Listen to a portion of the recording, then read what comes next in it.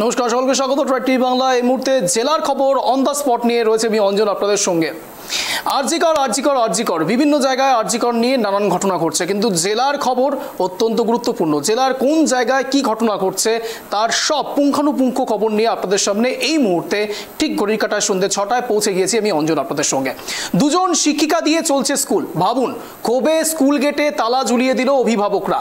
ঘটনাটি ধূপগুড়ির বৈরাতিগুড়ি 1 নম্বর প্রাথমিক বিদ্যালয়ের ঘটনা। আরও একবার জানাই আপনাদের, দুজন শিক্ষিকা দিয়ে চলছে স্কুল। ভাবুন, গোটা স্কুলে এতগুলো স্টুডেন্টস দেখা যাচ্ছে যারা এই মুহূর্তে আপনারা দেখছেন ট্রাইব টিভি বাংলার পর্দায় সবাই দাঁড়িয়ে বিক্ষোভ প্রদর্শন করছে। মাত্র দুজন শিক্ষিকা রয়েছেন স্কুলে। ক্ষোভে স্কুল গেটে তালা ঝুলিয়ে দিল খোদ অভিভাবকরা। ঘটনাটি ধূপগুড়ির বৈরাতিগুড়ি 1 নম্বর প্রাথমিক বিদ্যালয়ের ঘটনা। জানা গিয়েছে, খাতায় কলমে এই স্কুলে শিক্ষক শিক্ষিকা রয়েছেন 3 জন। একজন শিক্ষিকা পেপার ট্রান্সফারে জলপাইগুড়ির একটি স্কুলে থাকায় বর্তমানে স্কুলে রয়েছেন মাত্র 2 জন শিক্ষক। আরও একবার জানাই আপনাদের, একজন শিক্ষিকা পেপার ট্রান্সফারে জলপাইগুড়ির একটি স্কুলে থাকায় বর্তমানে স্কুলে রয়েছেন মাত্র 2 জন শিক্ষিকা। 104 জন ছাত্রছাত্রীর পঠন পাঠনের জন্য শিক্ষিকা মাত্র 2 জন। পর্যাপ্ত শিক্ষক শিক্ষিকার অভাবে পড়াশুনো থেকে বঞ্চিত হচ্ছে স্কুল পড়ুয়ারা। অভিযোগ অভিভাবকদের। শিক্ষা দপ্তরে বহুবার জানানো সত্ত্বেও শিক্ষক দেওয়া হয়নি, আর সেই কারণেই সোমবার স্কুল গেটে তালা ঝুলিয়ে বিক্ষোভ দেখায় অভিভাবক সহ পড়ুয়ারা। যদিও পরবর্তীতে স্কুল গেটের তালা খুলে দেওয়া হয়, তবে অবিলম্বে শিক্ষক নিয়োগ করা না হলে বৃহত্তর আন্দোলনের হুঁশিয়ারি দিয়েছেন অভিভাবকরা। বুঝতেই পারছেন, যখন সমস্ত দেশের বিভিন্ন প্রান্তে, রাজ্য পেরিয়ে গিয়ে দেশের বিভিন্ন প্রান্তে, কিংবা বলা বাহুল্য দেশের বাইরেও বিদেশেও যখন আরজিকর ইস্যু নিয়ে আন্দোলন চলছে, বিক্ষোভ প্রদর্শন চলছে, প্রতিবাদ হুঁশিয়ারি চলছে, তখন আন্দোলন যেন হাতের তালুর বিষয় হয়ে গিয়েছে। কিছু হতেই আন্দোলনের হুঁশিয়ারি। ঠিক যেমন ট্রাইব টিভি বাংলার পর্দায় আপনারা দেখতে পাচ্ছেন, স্কুল গেটে তালা ঝুলিয়ে খোদ অভিভাবকরা বিক্ষোভ প্রদর্শন করছে। আবার শুধু বিক্ষোভ প্রদর্শন নয়, তারা আবার হুঁশিয়ারিও দিচ্ছেন, যদি তাদের এই যাবতীয় দাবি মেনে না নেওয়া হয় তাহলে বৃহত্তর আন্দোলন করবেন তারা, খোদ অভিভাবকরা। এই মুহূর্তে যে ছবিটা আপনাদের দেখাচ্ছি ট্রাইব টিভি বাংলার পর্দায় আপনারা দেখতে পাচ্ছেন, অভিভাবক সহ স্কুলের ছাত্রছাত্রীরা তারাও বলছে জবাব চাই। দেখুন ছবিটা, দেখুন ভালো করে খেয়াল করুন কি লেখা রয়েছে। পিসিআরকে বলবো একটু পজ করতে বলবো। কি লেখা রয়েছে একবার আপনাদের সামনে রাখি। বিদ্যালয়ের শিক্ষকের অভাব, পঠন পাঠন ব্যাহত, শিক্ষক বা শিক্ষিকা চাই, ছাত্রছাত্রীদের পঠন পাঠনের বঞ্চিত করা যাবে না, তা না হলে আমরা স্কুলের গেট খুলব না। কারা লিখছেন এটা লিখছেন খোদ ছাত্রছাত্রীরা। কাদের প্ররোচনায়? অভিভাবকদের প্ররোচনায়। অর্থাৎ অভিভাবকরা এই বিষয়টি তুলে ধরতে চাইছেন। অর্থাৎ ধূপগুড়ির যে স্কুলের ঘটনা আপনাদের সামনে রাখার চেষ্টা করছি, সেই স্কুলে ইতিমধ্যে মাত্র 2 জন শিক্ষিকা রয়েছে। এবং দেখুন ভালো করে খেয়াল করুন, তালা ঝুলিয়ে দেওয়া হয়েছে, হলুদ গেট, এবং হলুদ গেটে বড় এক তালা লাগিয়ে দেওয়া হয়েছে অভিভাবকদের পক্ষ থেকে। ভালো করে দেখুন, শর্টটা বোঝার চেষ্টা করুন কি দেখানোর চেষ্টা করছি আমরা। এই স্কুল চত্বর জুড়ে এতগুলো স্টুডেন্টস রয়েছে, কিন্তু মাত্র 2 জন শিক্ষিকা। এই বিষয় নিয়ে বিস্তারিত কথা বলবো এই মুহূর্তে সরাসরি গ্রাউন্ড জিরো থেকে। রয়েছে আমার প্রতিনিধি শুভশ্রী। যে ছবিটা ধরা পড়ছে আজ জেলার খবর অন দ্য স্পটে, এতগুলো ছাত্রছাত্রী, তাদের শিক্ষার অভাব হচ্ছে, শুধুমাত্র 2 জন শিক্ষিকা এতগুলো স্টুডেন্টসকে পড়াশুনো করাবেন। এটা কি ছবি? 2024-এ দাঁড়িয়ে যখন শিক্ষা ব্যবস্থাকে মূল হাতিয়ার বানানো হচ্ছে, শিক্ষা যখন জাতির মেরুদণ্ড হিসেবে প্রকাশ পায়, তখন সেখানে মাত্র 2 জন শিক্ষিকা। একেবারেই দেখো, যে ছবিটা আজকে এই ট্রাইব টিভির পর্দায় আমরা দেখতে পাচ্ছি, সেটা কিন্তু ধূপগুড়ির বৈরাতিগুড়ি 1 নম্বর প্রাথমিক বিদ্যালয়ের ছবি। সেখানে 104 জন কিন্তু কচিকাঁচা রয়েছে। প্রাথমিক বিদ্যালয়, বুঝতেই পারছো, সেটা কিন্তু বাচ্চাদের প্রাথমিক একটা শিক্ষাদানের একটি জায়গা। সেখানে মাত্র 2 জন শিক্ষক শিক্ষিকা। খাতায় কলমে কিন্তু রয়েছে 3 জন শিক্ষিকার নাম, কিন্তু বাস্তবে কিন্তু সেখানটাতে গেলে চোখে পড়ে মাত্র 2 জন। তার মধ্যে একজন যিনি ভারপ্রাপ্ত শিক্ষিকা, আরো একজন যিনি কিনা তিনি ক্লাস করান। তোমাকে বলে রাখবো যে এই 4টে ক্লাসে আমরা জানি যে প্রাথমিক শিক্ষায় কিন্তু 1 to 4 ক্লাস হয়ে থাকে। সেই 4টে ক্লাস একই সঙ্গে একজনের পক্ষে কি করে সামলানো সম্ভব, প্রশ্ন কিন্তু উঠছে। এর আগে তোমাকে বলে রাখবো যে এই সম্প্রতি 2019 সালে যে রিক্রুটমেন্ট হলো প্রাইমারি স্কুলের শিক্ষক শিক্ষিকাদের, তাদের কিন্তু পায়নি এই স্কুল। এই স্কুল কেন শিক্ষক শিক্ষিকা পেল না? এতগুলো স্কুলে রিক্রুটমেন্ট হয়েছে, কেন এই স্কুলকে ব্রাত্য করে রাখা হয়েছে? সেটাও কিন্তু প্রশ্ন। 104 জন স্টুডেন্টকে একসঙ্গে ক্লাস করানো কোনোভাবেই সম্ভব হচ্ছে না। কাজে দিনের পর দিন পঠন পাঠনে ব্যাঘাত ঘটছে।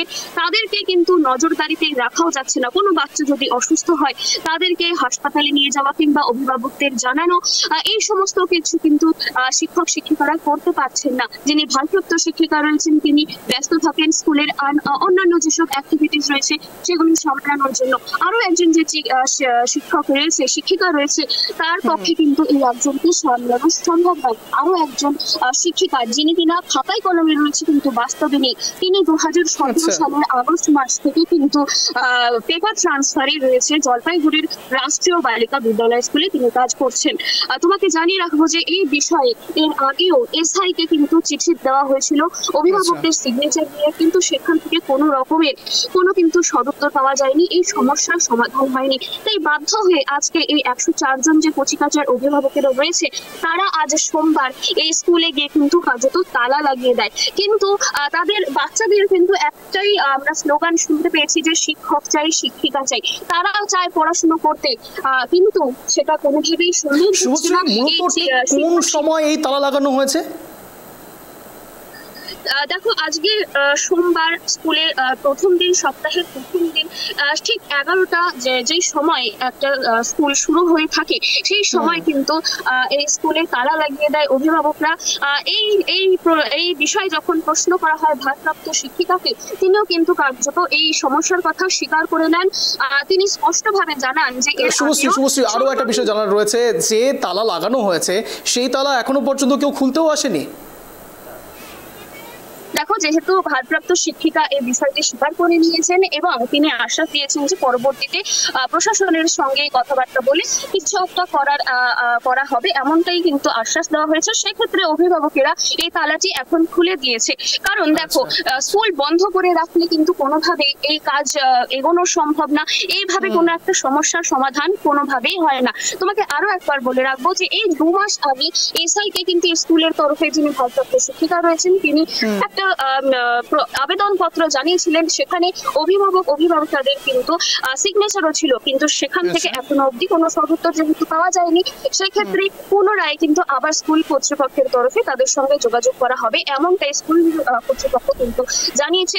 সে কারণে আজকের মতো কিন্তু অভিভাবকেরা এই তালা খুলে দিয়ে আপাতত সেখানে স্বাভাবিক পরিবেশই বিরাজ করছে, এমনটাই কিন্তু ছবি উঠে আসছে। অঞ্জল, শুভশ্রী, আরও একটা বিষয় যেটা জানার চেষ্টা করব, একটি প্রাথমিক স্কুল এবং প্রাথমিক স্কুলে একজন প্রধান শিক্ষকও থাকার কথা, এবং সবথেকে বড় কথা হলো টোটালে 3 জনের কথা তুমি বলছো, এবং সেখানে একজন ভারপ্রাপ্ত শিক্ষিকাও রয়েছেন এবং তার সঙ্গে সঙ্গে একজন রয়েছেন যিনি পেপার ওয়ার্কের জন্য বাইরে চলে গিয়েছেন, পেপার ট্রান্সফার হয়েছে। আমার কথা হলো এখন এই মুহূর্তে দাঁড়িয়ে প্রতিদিনই কি তারা এই সমস্যায় ভুগছেন? অর্থাৎ 11টা থেকে যদি ক্লাস শুরু হয়, অন্তত 2টো থেকে 2:30 অবধি ক্লাস হবার কথা প্রাথমিকের, সেই ক্ষেত্রে কি তারা প্রতিদিনই এই শিক্ষা ব্যবস্থা থেকে দূরে থাকছেন? দেখো, তোমাকে বলে রাখো যে দুজনের পক্ষে কখনোই 4টে ক্লাসের এই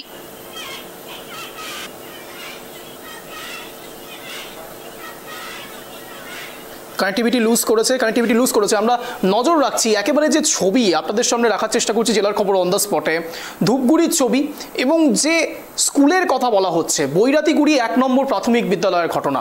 এবং সবথেকে বড় প্রশ্ন হলো, এতগুলো কচিকাঁচা একসঙ্গে আন্দোলনের দিকে তারা সম্মুখীন হচ্ছেন, যখন একাধারে প্রশাসনের পক্ষ থেকে বারবার বলা হচ্ছে ছাত্রছাত্রীদের, বিশেষ করে স্কুল চলাকালীন অবস্থাতে কোনো রকম প্রদর্শনে না যেতে, সরাসরি আরজিকরের ঘটনা নিয়ে। অন্যদিকে এই প্রদর্শন তো না করলেন তারা, কিন্তু এই কচিকাচারা কি নিয়ে প্রদর্শন করছেন? কচিকাচাদের কেন রাস্তায় নামতে হবে? কচিকাচারা এখন পেন ধরবে, বই ধরবে, খাতা ধরবে, তাদেরকে প্ল্যাকার্ড ধরতে হবে কেন? এ কোন ছবি? কেন এখনো পর্যন্ত এসআই কোনো জবাব দিলেন না? সোজাসুজি প্রশ্ন করছে ট্রাইব টিভি বাংলা। নজর থাকছে এদিকে, কিন্তু আরও যে বিস্তারিত খবরের দিকে নজর রাখার চেষ্টা করব। মূলত লালবাজার নিয়ে যখন একেবারে দহরম মহরম পরিস্থিতি এবং তীব্র জলঘোলা চলছে, আপনারা জানেন একেবারে দুপুর 2টো থেকে আপনাদের সামনে বিভিন্ন জায়গায় বিক্ষিপ্তভাবে কোন জায়গায় কখনো গেরুয়া শিবির, কখনো বা লালবাজার অভিযানে জুনিয়র ডক্টররা যাচ্ছেন। আজ জুনিয়র ডক্টররা লালবাজার অভিযানে গিয়েছেন, সেখানকার ছবি ধরার চেষ্টা করব। এই মুহূর্তে রয়েছে আমাদের সঙ্গে আমাদের প্রতিনিধি অব্রদীপ, সরাসরি গ্রাউন্ড জিরো থেকে। অব্রদীপ, তোমার সঙ্গে যখন লাস্ট কথা হয়েছিল তখনও তাদের প্রদর্শন চলছিল। এখন এই মোমেন্টে তোমার পেছনে যে ছবি দেখা যাচ্ছে, ক্যামেরা পার্সন যিনি ধরে রয়েছেন তিনি সরাসরি দেখাচ্ছেন সেখানে অবস্থান বিক্ষোভে বসে রয়েছেন আশপাশের প্রত্যেক জুনিয়র ডক্টরসরা। এই মুহূর্তে ছবিটা ঠিক কি ধরা পড়ছে এবং জুনিয়র ডক্টরদের সঙ্গে কথা বলো, তারা কি বলতে চাইছেন, তাদের বক্তব্য কি, তুলে ধরো।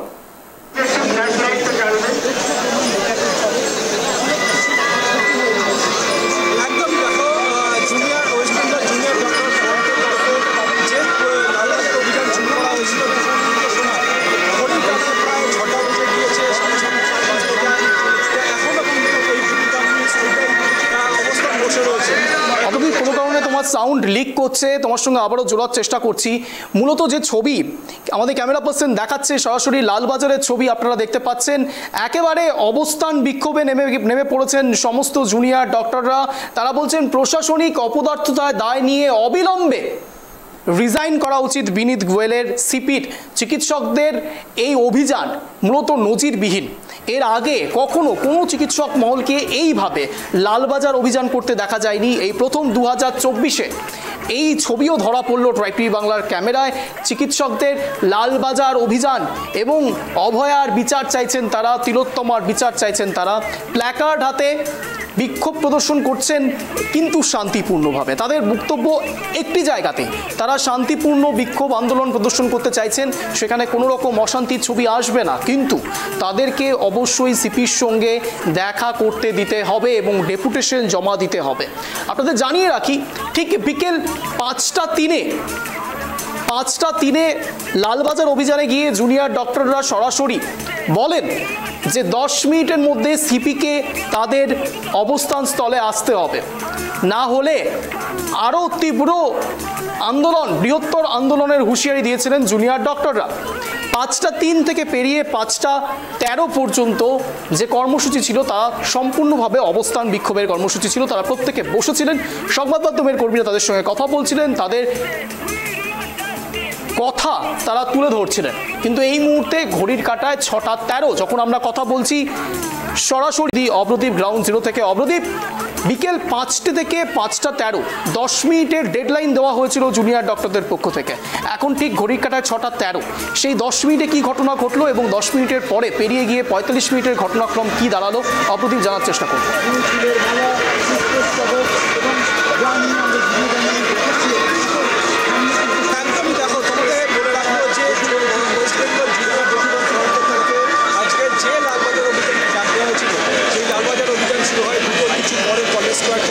এবং এই বিবি গাঙ্গুলি স্ট্রিটে মিছিল যখন আসে কলকাতার পুলিশের সঙ্গে মাথাপিছনে জড়িয়ে পড়ে এবং এই বিবি গাঙ্গুলি স্ট্রিট সেখানে বসে পড়ে মিছিল সময় কথা বলতে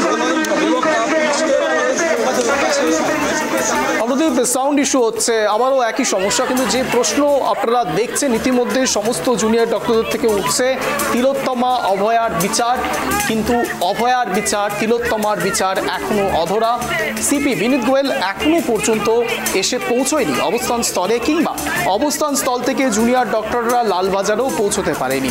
বিবি গাঙ্গুলি রোডে তাদের এই অবস্থান বিক্ষোভ চলছে, প্রদর্শন চলছে। আমাদের প্রতিনিধি অব্রদীপ গ্রাউন্ড জিরো থেকে আপনাদের প্রতিটি খবরের আপডেট দিচ্ছেন এবং তার সঙ্গে সঙ্গে যে ছবি ধরা পড়ছে ইতিমধ্যে লালবাজার অভিযান, এই প্রথমবার 2024-এর নজিরবিহীন এই আন্দোলন, এই প্রদর্শন এর আগে দেখা যায়নি। এর আগে কখনো লালবাজার অভিযানে জুনিয়র ডক্টরদের বা ডক্টরদের যেতে দেখা যায়নি। অন্তত যে ছবি ধরা পড়ছে ইতিমধ্যে ট্রাইব টিভি বাংলার ক্যামেরায় তা নজিরবিহীন। এর আগে যা যা বিক্ষোভ প্রদর্শন হয়েছে সেই বিক্ষোভ প্রদর্শন একেবারেই আলাদা মার্ক করেছে। প্রত্যেকটি ডেট 9 তারিখের পর থেকে এখনো পর্যন্ত গুরুত্বপূর্ণ। 9 তারিখ থেকে শুরু করে আজকে 2রা সেপ্টেম্বর অর্থাৎ আগস্ট পেরিয়ে গিয়েছে। আর 7 দিন পেরোলেই 9 তারিখও পেরিয়ে যাবে, আরও একটি 9 তারিখ অর্থাৎ পূর্ণ 30 দিন কমপ্লিট হবে। আজ 24 দিনের মাথায় এখনো পর্যন্ত কোনো সুরাহা পাওয়া যায়নি। ডাক্তারদের রুখতে বিবি গাঙ্গুলি স্ট্রিটে ব্যারিকেড লাগিয়ে দেওয়া হয় পুলিশের পক্ষ থেকে। পুলিশি অভিযান চলছিল 14 তারিখের রাতে, বিভিন্ন সময় মবসরা প্রবেশ করেছিল, সেই ইস্যুও আজ তুলেছিলেন জুনিয়র ডক্টররা সরাসরি। যখন উত্তপ্ত বাক্য বিনিময় চলছে পুলিশ প্রশাসনের সঙ্গে জুনিয়র ডক্টরদের, তখনও সেই ইস্যুকে কেন্দ্রীভূত করবার চেষ্টা করেছিল জুনিয়র ডক্টররা। তারা সরাসরি বলছিলেন 14 তারিখের রাতে আপনারা কোথায় ছিলেন? আজ যখন জুনিয়র ডক্টররা শান্তি বজায় রেখে তিলোত্তমার তাদের বোনের বিচার চাইতে আসছে, লালবাজার অভিযানে আসছে শান্তিপূর্ণভাবে, তখন এত পুলিশ কেন? এখন বিনীত গোয়েল সিপি কেন ব্যারিকেড দেওয়ার চেষ্টা করছেন? কেন জুনিয়র ডক্টরদেরকে আটকানো হচ্ছে জানার চেষ্টা করেছিলেন। তখনও আপনাদের প্রত্যেকটি মুহূর্তের ছবি দেখিয়েছি আমরা ট্রাইব টিভি বাংলা, বাংলার আপন। না মানবে রে ভাই। আমাদের লালবাজারের শুরু হয়ে গেছে। বিনীত গোয়েলের পদত্যাগের দাবিতে, কমিশনার পুলিশের পদত্যাগের দাবিতে আমাদের এই মিছিল চলছে। আর ন্যায়বিচারের দাবিতে আমাদের যে আন্দোলন দীর্ঘ 25 দিন ধরে চলছে, এবং ধর্ষণ এবং মৃত্যুর প্রতিবাদে যে আন্দোলন দীর্ঘ 25 দিন ধরে চলছে, সেই আন্দোলন একইভাবে এগিয়ে চলছে যতদিন না আমাদের হাতে তারা এই বিক্ষোভ প্রদর্শন করছেন, এই আন্দোলন প্রদর্শন করছেন, অবস্থান বিক্ষোভে বসছেন তারা। তাদের কোনো রং নেই, তারা কোনো গেরুয়া নয়, লাল নয়, সাদা নয়, তাদের লড়াই একটি জায়গাতে। তাদের বোনের বিচার চাই, তিলোত্তমার বিচার চাই। রাজ্য প্রশাসনের ওপর সরাসরি তাদের নিশানা, তাদের আক্রমণ। জুনিয়র ডক্টররা আজ রাস্তায় নেমে পড়েছে সরাসরি লালবাজার অভিযানের দিকে। বিবি গাঙ্গুলি স্ট্রিট কার্যত স্তব্ধ করে দেওয়া হয়েছে জুনিয়র ডক্টরদের পক্ষ থেকে। তারা সেখানে বসে পড়েছেন, অবস্থান বিক্ষোভ প্রদর্শন করছেন। ডাক্তারদের রুখতে বিবি গাঙ্গুলি স্ট্রিটে ব্যারিকেড দেওয়া হয়েছিল পুলিশের পক্ষ থেকে। তারা এখনো পর্যন্ত ব্যারিকেড ভাঙেননি, ব্যারিকেডের কোনো রুলস অ্যান্ড রেগুলেশনস, কোনো প্রোটোকল ভাঙছেন না। আপনারা জানেন লালবাজার চত্বর জুড়ে 163 ধারা, ভারতীয় ন্যায় সংহিতার 163 ধারা জারি রয়েছে, কিন্তু তারা এখনো পর্যন্ত কোনো প্রোটোকল ভাঙেননি। অনেকক্ষণ ধরে চলছে, তীব্র বেগে তাদের স্লোগান ছুটছে, কিন্তু তারা এখনো পর্যন্ত ব্যারিকেড ভাঙেননি। তাদের দাবি শান্তিপূর্ণ মিছিলের, তাদের দাবি শান্তিপূর্ণ বিক্ষোভের, কিন্তু এখনো পর্যন্ত সিপিও এসে পৌঁছাননি, কিংবা তারাও লালবাজার অবধি পৌঁছতে পারেননি। আমাদের ক্যামেরাও ঠিক লালবাজার এবং অবস্থানকারী, বিক্ষোভকারী, আন্দোলনকারী সেই জুনিয়র ডাক্তারদের মাঝেই দাঁড়িয়ে রয়েছে। আমাদের ক্যামেরা বিক্ষোভকারী বনাম পুলিশ এই দুয়ের মাঝে রয়েছে, নজর থাকছে আমাদের।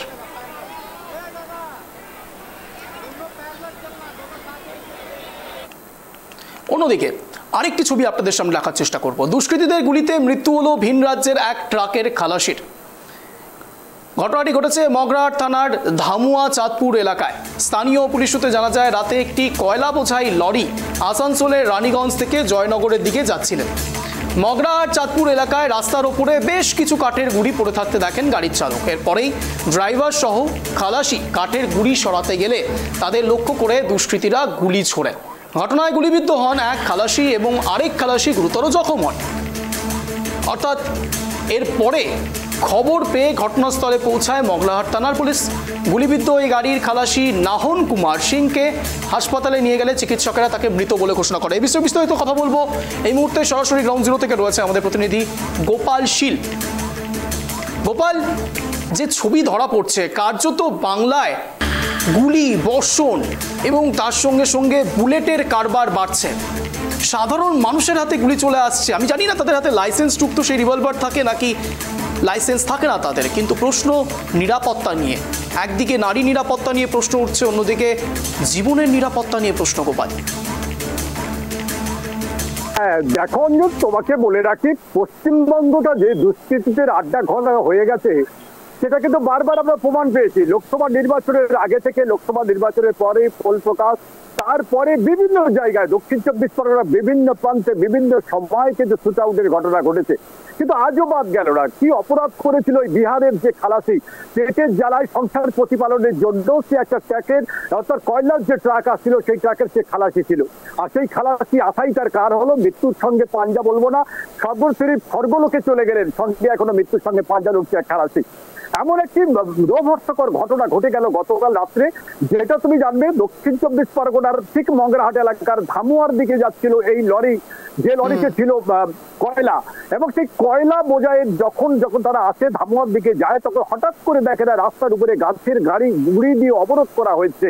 এটা কিন্তু ওরা প্রত্যক্ষদর্শী এবং ওই ড্রাইভার এবং খালাসি তারা কিন্তু মাঝে মধ্যে এরকম সমস্যার মধ্যেও পড়ে, কিন্তু তাদের যে মৃত্যু ঘটবে দুষ্কৃতী বোঝানোর চেষ্টা করছো, যে রাস্তা যে ট্র্যাকের কথা তুমি বলছো, যে রুট, সেই রুটে কি সবসময় এরকম ঘটনা ঘটে থাকে মাঝে মাঝে? দেখো দক্ষিণ 24 পরগনার মগরাহাট এমন একটি জায়গা, সন্ত্রাসী এলাকার জায়গা। যদিও এখন এসডিপিও যিনি ছিলেন মিথুন কুমার দেব, তিনি এখন অ্যাডিশনাল এসপি হয়ে আবার সেই এক জায়গায় হয়েছেন। তিনি কিন্তু কঠোর হস্তে দমন করার চেষ্টা করছেন। দমন করার চেষ্টা করলে কি হবে, গতকাল যখন খালাসি এবং ওই যে ড্রাইভার যখন নিচে নেমে কাঠের গুলিতে সরাতে হঠাৎ তাদের দিকে মোহমোহ গুলি ছুটে এলো, সেই গুলিতে দুজন গুরুতর আহত হলো। আর নহন সিং যিনি প্রায় 60-65 বছরের বয়সে এক খালাসি ছিলেন, তিনি সেখানে জীবন দিলেন, হসপিটালে নিয়ে গেলে তার মৃত্যু, তার বিহার এলাকার বাসিন্দা। এমন একটি মর্মান্তিক ঘটনা ঘটে যায়, বিস্মৃত এই এলাকার মানুষ। তবে বলতে পারো কিভাবে ওই এলাকার মানুষ রাতে ভিটে গাড়ি নিয়ে যাবে। তুমি জানবে নো এন্ট্রি থাকার জন্য কলকাতা থেকে গাড়িগুলো ঢুকতে পারে না, দিনের বেলা গাড়ি যায় না, সাধারণত রাত্রিটাকে তারা বেছে নেয় বিভিন্ন জায়গায় যাওয়ার জন্য, সেখানে যেতে গিয়ে তাদের জীবন যাচ্ছে। অঞ্জন, গোপাল, আরো কিছু বিষয় যেটা জানার রয়েছে, আততায়ী বা দুষ্কৃতীদের সম্বন্ধে কিছু জানা গিয়েছে? দেখো তোমাকে বলি, যে সমস্ত যারা গ্রেপ্তার হয়েছে 4 জন, তারা কিন্তু সংগ্রামপুর, মগরাহাট, উস্তি, ধামুয়া ওই সমস্ত এলাকার 4 দুষ্কৃতী ইতিমধ্যে গ্রেপ্তার হয়েছে। একদম কঠোর হস্তে বলতে পারো, রাত্রেই কিন্তু মিথুন দে 4 জনকে গ্রেপ্তার করেছে। তাদেরকে আজ ডায়মন্ড হারবার আদালতে তোলা হয়েছিল, তাদেরকে রিমান্ড দিয়েছে, পুলিশ কাস্টডি নিয়েছে। তাদেরকে জিজ্ঞাসাবাদ করে আরো এক দুষ্কৃতীর সন্ধান করার চেষ্টা করছে মিথুন দে। কিন্তু আদৌ কি দুষ্কৃতীদের বারবার এই ঘটনাগুলো তো ঘটছে, দিনের পর দিন ঘটছে। গাড়ি ছিনতাই, রোড থেকে বিভিন্ন সময়ের গাড়ির জিনিসপত্র নিয়ে চলে যাওয়া, গাড়ির উপর উঠে জোর করে কয়লা নিয়ে যাওয়া, আটা নিয়ে যাওয়া, চাল নিয়ে যাওয়া, দিনের পর দিন এই ঘটনা কিন্তু পশ্চিমবঙ্গের একটা, বিশেষ করে দক্ষিণ 24 বিভিন্ন প্রান্তে ঘটে যাচ্ছে। তবে পুলিশ দিনের পর দিন কিন্তু চেষ্টা চালিয়ে যাচ্ছে যাতে দুষ্কৃতীদের দমন করে যায়, কিন্তু জীবন চলে গেল এক অসহায় লোকের। এই জীবন, তার সংসার, তার কি করে প্রতিপালিত হবে, এটা নিয়ে কিন্তু প্রশ্ন তুলছে প্রচুর মানুষ। বিশেষ করে ট্রাক চালক, গাড়ি চালক যারা রাত্রে যাতায়াত করে, তারা কিন্তু একদম ভয়ে ফিউরে রয়েছে বলতে পারো। রাত্রে কেন সন্ধ্যায় এখনো পর্যন্ত কোনো গাড়ি ওই এলাকা থেকে যাচ্ছে না, তার একটাই কারণ, আবার যদি তাদের এই মর্মান্তিক দৃশ্য দেখতে হয় কিংবা তাদের উপরে গুলি আবার দুষ্কৃতীরা করে। অঞ্জন, গোপাল, এই যে রিভলভার দিয়ে তাদেরকে শুট আউট করা হলো মগরাহাটে, এই বন্দুক বা এই রিভলভার তারা কোথা থেকে পাচ্ছেন সেই বিষয়ে কিছু জানা গিয়েছে? দেখো তোমাকে যেটা একবার বারবারও বলেছি, লোকসভা নির্বাচনের আগে মগরাহাটটা সম্বন্ধে তোমাকে, মগরাহাট পশ্চিমে এলাকার মধ্যে পড়ে, গিয়াসউদ্দিন মোল্লা হচ্ছে সেখানকার বিধায়ক। এবং সব থেকে আশ্চর্যের বিষয় তোমাকে বলে রাখি, একদম লোকসভার যিনি প্রার্থী ছিলেন ডায়মন্ড হারবারের বেতাব্বাস্তার তৃণমূলের, তুমি বলতে পারো যিনি 7 লক্ষের বেশি ভোটে জিতেছিলেন, অভিষেক বন্দ্যোপাধ্যায়, একদম তার এলাকা এটা। এবং পরবর্তীকালে এটা বাপি হালদার মথুরাপুর লোকসভা কেন্দ্রের এলাকা। একই রাস্তার এপার এবং ওপার 2টো লোকসভা কেন্দ্র রয়েছে যেখান থেকে তারা বিপুল ভোটে জিতেছেন, আর সেইখানেই দুষ্কৃতীর হামলা ঘটছে। মগরাহাট থানাটা কিছুটা ভিড় ছুটে। ধন্যবাদ গোপাল, নজর রাখো। মোটামুটি ভাবে যা বোঝা যাচ্ছে, মগরাহাটে শুট আউট শুধুমাত্র একবার নয়, এর আগেও বিভিন্ন ক্ষেত্রে মগরাহাট হটস্পট হয়েছিল। এবং এই দুষ্কৃতীদের এপিসেন্টার কি করে হয়ে উঠছে মগরাহাট, নজর থাকছে আমাদের। কিন্তু আপনারা নজর রাখুন ব্রাইট টিভি বাংলার পর্দায়, তার কারণ এখন আরো অনেকগুলো ছবি দেখানো, অনেকগুলো ছবি। আবারও লালবাজারে আপনারা আজ নিয়ে যাবো, আপনাদের সামনে নিয়ে যাবো লালবাজারের ছবিটা, লালবাজারের ছবিটা যদি অপরাধ সরাসরি সংগঠিত সরাসরি 5টা থেকে যে টাইমলাইন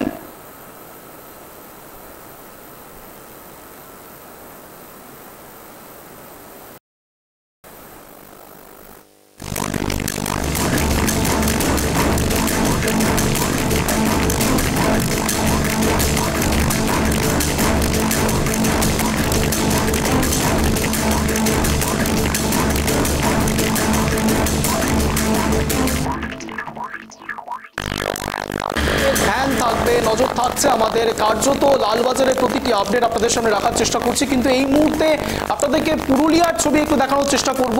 সংস্কারের অভাবে আবারও বেহাল রাস্তার ছবি, রাস্তার মাঝেই ছোট বড় গর্ত, আর সেই গর্তে পড়ে গিয়ে মাঝে মধ্যেই ঘটছে দুর্ঘটনা। এই ঘটনা কোনো গ্রাম বা মফস্বলের নয়, খোদ পুরুলিয়া শহরের রাস্তার এমনি দশা। আপনাদের সামনে সেই ছবি রাখার চেষ্টা করব, বেহাল রাস্তার ছবি রাখার চেষ্টা করবো। টিভি বাংলার পর্দায় আপনারা দেখতে পাবেন কিছুক্ষণের মধ্যে সংস্কারের অভাবে বেহাল রাস্তা, রাস্তার মাঝে দেখুন ভালো করে খেয়াল করুন ছোট বড় গর্ত, আর সেই গর্তে পড়ে গিয়ে মাঝে মধ্যেই ঘটছে দুর্ঘটনা। এই বিষয়ে বিস্তারিত কথা বলবো